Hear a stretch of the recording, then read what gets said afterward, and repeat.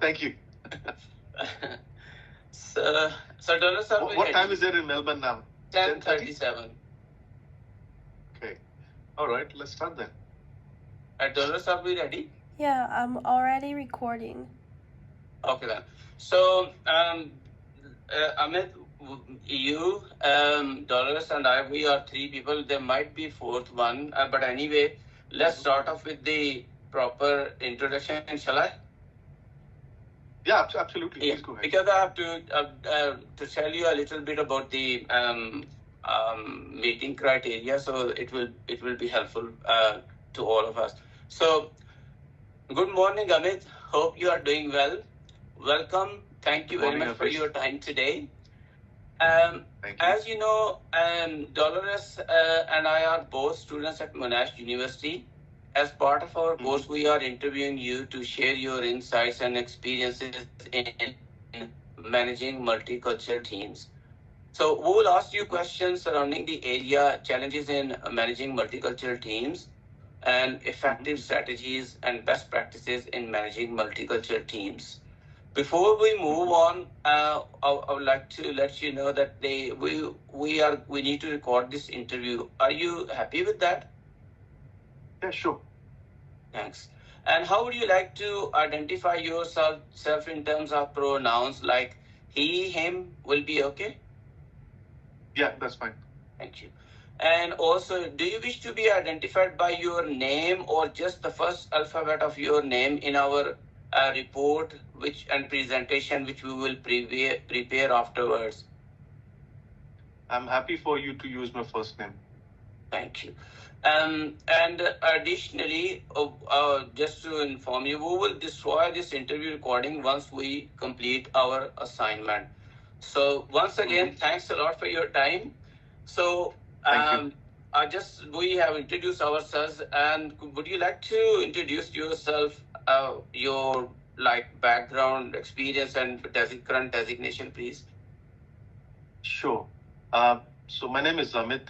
I'm a hospitality professional for last 25, 26 years, out of which 22 years in Australia, in different parts of Australia, Thailand, Fiji, Singapore, and India. So these are the places that I've worked in hospitality, hotels, private islands, resorts. So currently I am in Darwin, working in Novotel, Mercure, and Ibis Darwin Airport Resorts. So what's your designation, current designation? I'm the operations manager for the 3 hotels.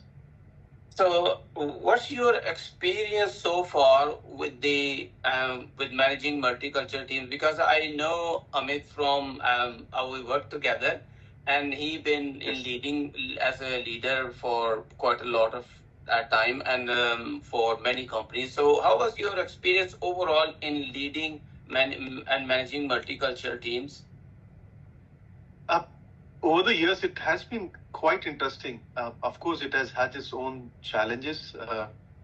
So when I say about challenges, I mean, managing any multicultural team in hospitality comes with its own unique set of challenges. One of the primary hurdles, if you may say, is communication barrier. In a team where English might be a second or even a third language for many employees, there are misunderstandings, misinterpretations, and inconsistencies in delivering the instruction or even understanding the guest expectation. This can also lead to varying level of services. Another challenge is cultural differences and work ethics. So what I mean by that is that different cultures have diverse view on hierarchy, punctuality, teamwork, conflict resolution. For instance, some team members may prioritize individual achievements, while the others come from the culture where teamwork and the group success takes more value. So then balancing these differences and while maintaining the consistency in hospitality standards require very careful and very close management. The other part to that is also, I mean, I've worked in quite remote locations as well, whether it is an inland remote location or even in the ocean. So adapting to the remote locations adds one more degree of complexity in this issue, Mm. particularly in the places like the private islands or the resorts in the remote areas. The isolation can amplify the feeling of the cultural disconnect or homesickness for the employees from various backgrounds. Mm. And managing teams' morale in such environments becomes even more significantly challenging. Hope that makes sense. Yeah, it does actually. You actually brought a very good perspective to this discussion now.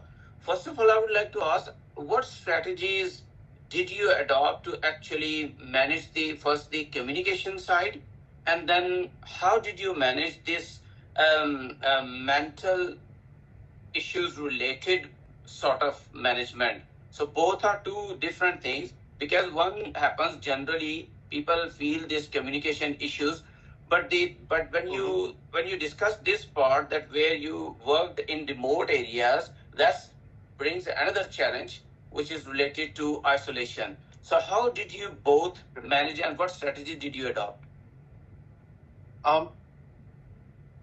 Let me try and be a little bit more elaborate for this Please. question, if I may. Yeah. Please. So when we look at when we talk about the executives in the hospitality, have found that one of the most effective strategies is fostering the cultural awareness and inclusion in the team. This can be achieved through the cross-cultural training sessions that can help team members to understand and appreciate the different cultural perspectives within the team. So when people feel understood and valued in their diversity, it improves the team cohesion. The second part to that is the clear and inclusive communication practices are also very vital. What I mean by that is using visual ads, multilingual signages, or even translation tools that can help bridge the language gaps. Establishing a common professional language and simplifying instructions can ensure consistency, especially in the guest-facing roles. Because you're not sitting inside a closed door where you can have a private conversation and you can do a retake. It is one single take, you are on stage, period. Additionally, promoting the mentorship and the leadership programs helps identify leaders from the diverse backgrounds and empowering them to take on roles where they can act as a cultural bridge within the team, like an ambassadors. And also encouraging open dialogue about cultural expectation also helps prevent conflicts and misunderstanding before even they escalate. So for that, tailoring management approach to the location is very crucial. For instance, in a remote or isolated location, providing employees with the cultural and recreational activities can prevent feelings of isolation. Right? Also incorporating local cultural elements into the guest experience, like highlighting, for example, indigenous traditions or local customs, also boost the team pride and their engagement. Hope that makes sense. Yeah. Of course. I mean, it's a very insight. So this part, we got that one. So what about the other part where I understand probably they are overlapping. The mental health issues probably will be more and more prominent in isolated places. So any specific strategy which is being adopted, or you adopt, or the companies where you worked, they adopted to help those people who feel they are being isolated, or they've been living in isolation, or they have mental health issues? See, nowadays, if we talk in a generic way, we can see a lot of companies offer EAP, Employee Assistance Program, where it's very confidential. You can speak to a person, you can visit a person. If you're not confident, you can just give them a call and have a confidential chat as well.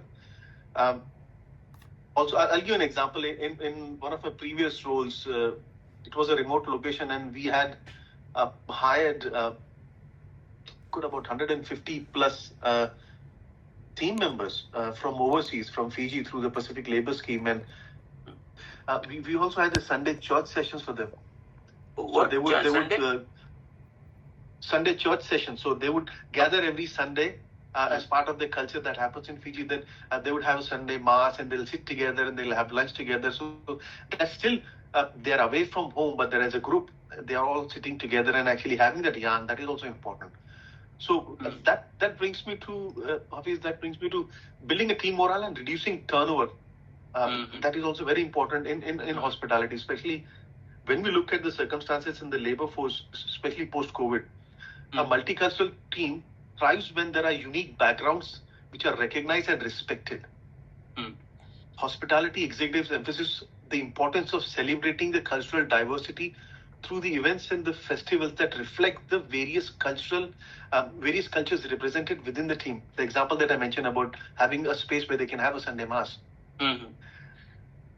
These celebrations build a camaraderie and make employees feel more connected to both their workplace and also to each other.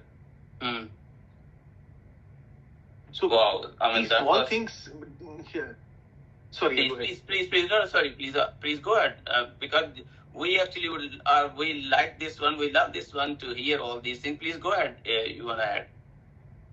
And then to add to the same question, one more thing is very important. Sometimes, in most of the time, in a very fast-paced environment of hospitality, we tend to forget that ensuring a work-life balance is another best practice, especially in the high-pressure or remote environments, providing opportunity for relaxation, wellness activities, regular check-ins can keep employees engaged and reduce their burnout. Right? Flexibility, understanding the cultural expectations around the time offs and holidays. Like, for example, now is a month of Ramadan. So we need to understand, appreciate, and respect the team members who come from those backgrounds where very small thing, but you should not be talking about the food all day when you know that we have got a person in the team who's actually fasting. Right? So flexibility, understanding cultural expectations around the time of holidays, fostering an environment of empathy and support are crucial in minimizing the turnover in the multicultural settings. Great, wow, wonderful. I would actually like to ask a question, but I go to Doris. Doris, do you want to ask question or add anything, or? Maybe you can help me to ask question because that's fine. Sorry. Yes, Doris actually was not feeling well for the past 24 to 48 hours. So right, okay. Hopefully she'll be fine. So I move on related to this one. To be honest, Amit, I actually want you to talk more because I want to listen more because there were a few things which I actually think that they probably are very unique to your experience. They are not like common because I've been in HR for a long time and I've seen many people, but the aspects and the things which you brought into, they are quite unique to your experience. So, but taking into account your time, I would like to go to the next question. While you manage those teams, multicultural teams, and you are already aware of their culture, which looks like that you actually have a very grasp, what strategies do you adopt to achieve higher performance, and how do you ensure that those practices are basically our strategies aligned with best practices? See, one of the important thing, Hafiz, here is we should be able to create effective middle management who can connect, understand, and respect the team. Because see, at the end of the day, your middle management is the one who's actually dealing with the team members on a day-to-day basis. So it is very important that they have they have been given with effective tools, knowledge, training, and also ensuring that they understand the meaning of empathy when it comes to the people coming from such a diverse background. Like, I mean, one of the places that I was working, this is about 10 years ago, and that was the most diverse team I have seen in my career so far. You had people from Chile, Argentina, US, Canada, Cancun, Germany, India, Pakistan, Bangladesh, Filipinos, Burkina Faso, Sierra Leone, Malawi. Okay. Of course, from England, UK, Ireland. Yeah. So when we look Very at, diverse. we see a lot of subcontinent people, we see a lot of Asian people, but when you talk about countries like Burkina Faso, not many people know where it actually sits in the map. So if you don't even know where it sits, how to actually find out what the culture is? True. Right. Mm. So it makes it. So generically, we have a set pattern. We are a multicultural country when we have a set pattern. But when you have somebody like from Malawi, Burkina Faso, that's a curveball, and you have to deal with that. And it is important that the middle management are definitely communicated more than enough, so that they can actually transpire at least 50% of their knowledge within the team, because they are the one actually working with the team, taking the briefings, ensuring, giving feedbacks, doing the reviews. And if they are not aware, we can sit here and talk, but nothing is going to actually happen on the grassroots level. True. Yeah. So I got that point, the middle management, and I think probably it's a very valid point, because to connect with the with the teams, it is very important that there would be somebody who can work as like a bridge. That's probably what you Correct. Trying to convey. Question is, so suppose you have middle management, that's fine, but overall you've been working in many places, so there might be places where you do not have the middle management team, okay, but you have to, or you have very short of staff in the middle management team. So how did you ensure that you are able to actually motivate people, improve their performance?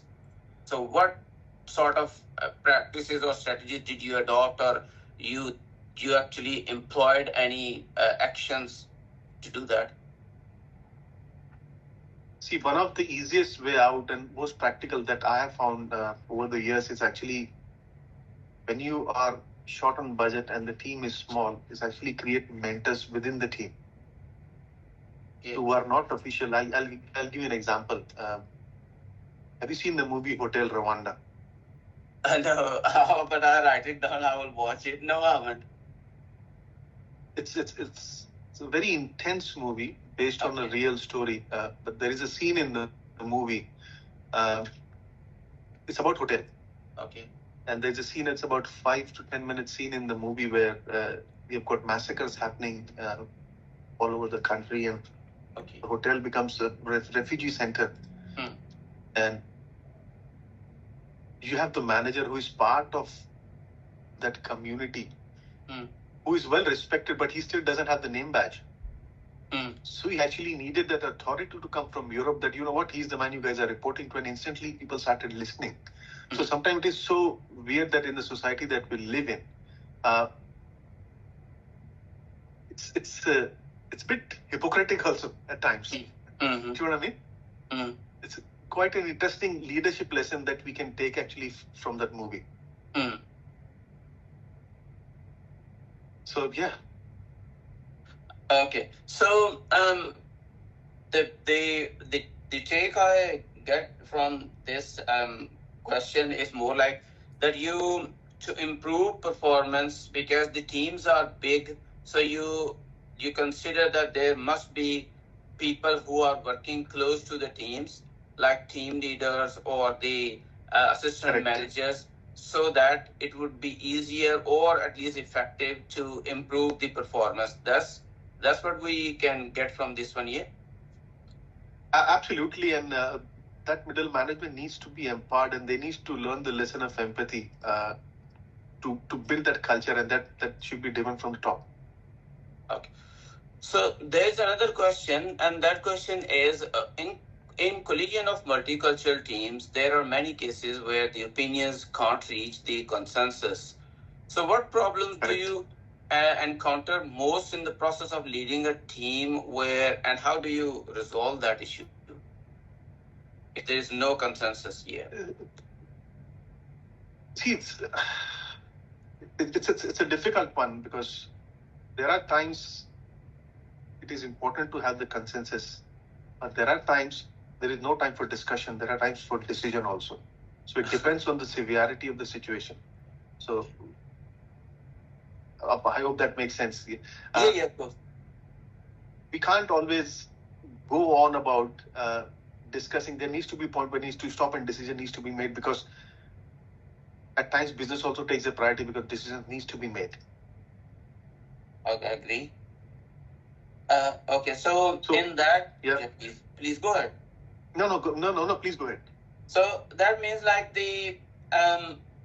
if suppose you have time, so there are two options two scenarios we can segregate them. One is, I agree, in the business sometimes actually you have to make decisions. It's the same for any leader.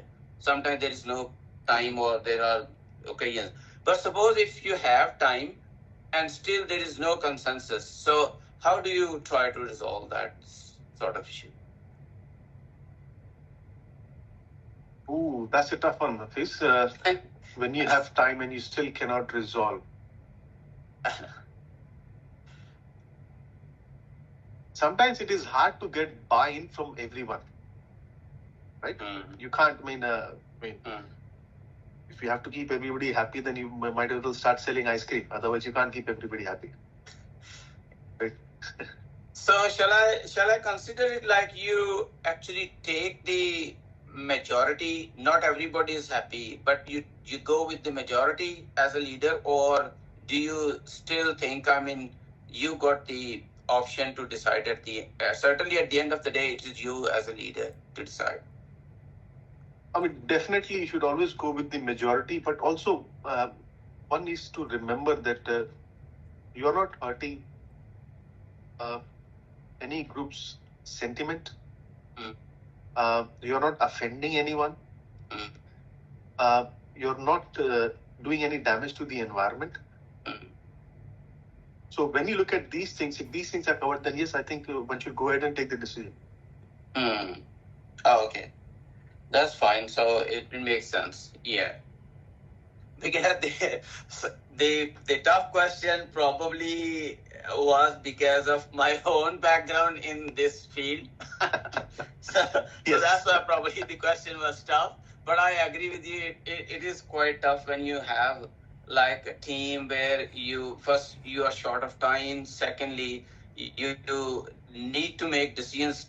Need to make a decision even if there is a time, but you can't sit all the time there to let them decide. So yeah, and also I think you made a really good point here that you take the social responsibility, and you don't try to offend as well to anybody, but still as a leader, that's in reality, it would be very tough decision to make at the time. So yes. So the next question, which I can think is generally you have a team, and how do you ensure that you are fair and you take objective decisions, or while conducting performance evaluations or appraisals, when cultural differences impact employee performance in multicultural teams? As you just said, that you have different.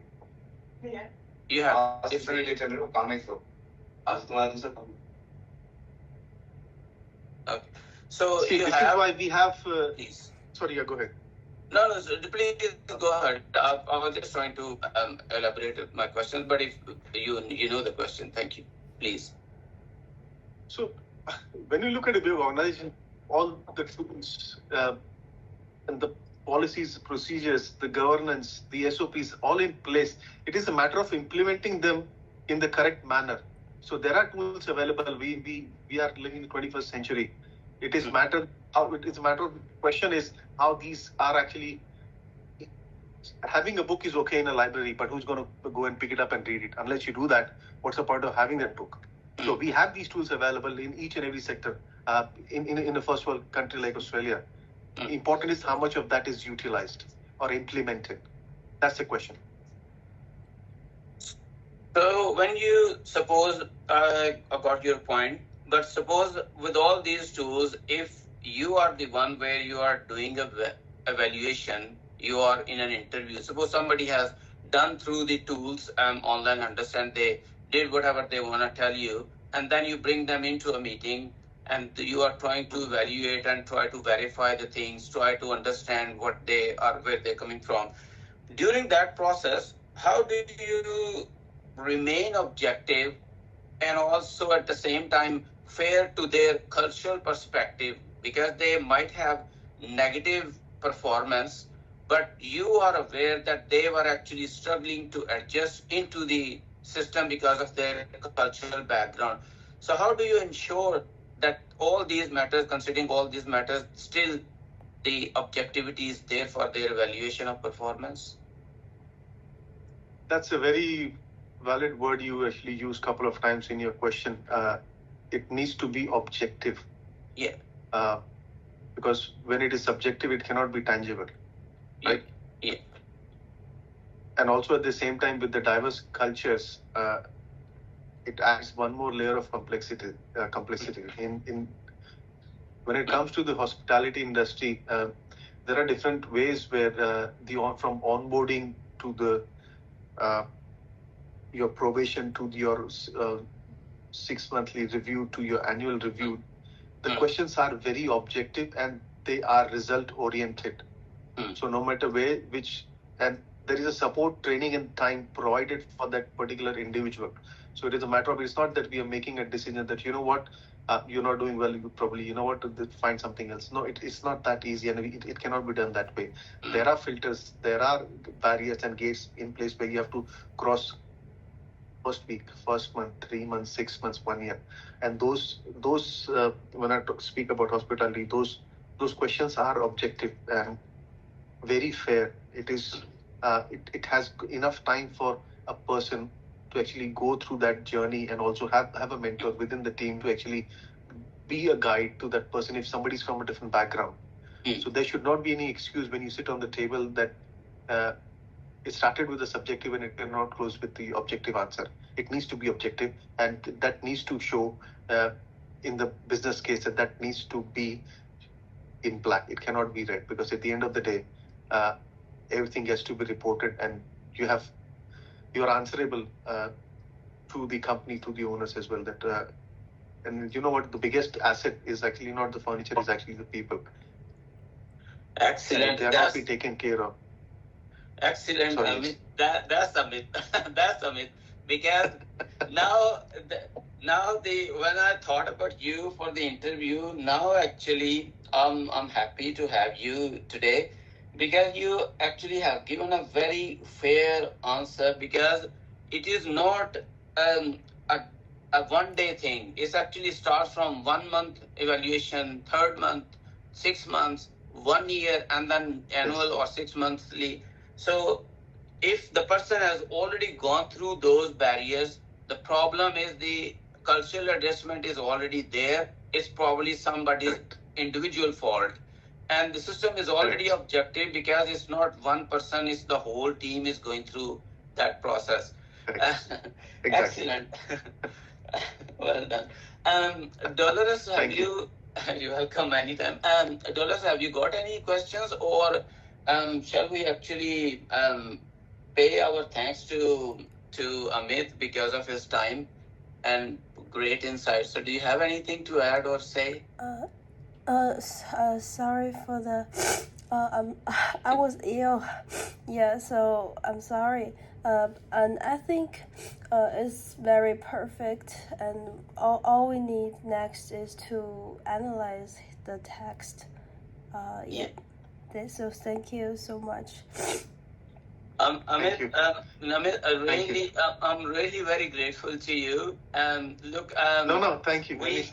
Being a friendship to you is very valuable to me, but knowing you more professionally was really an asset. I mean, I personally feel that I actually made a good decision to talk to you, because when we worked together, I knew you were managing a large teams, and you were really very one of the top leaders in there.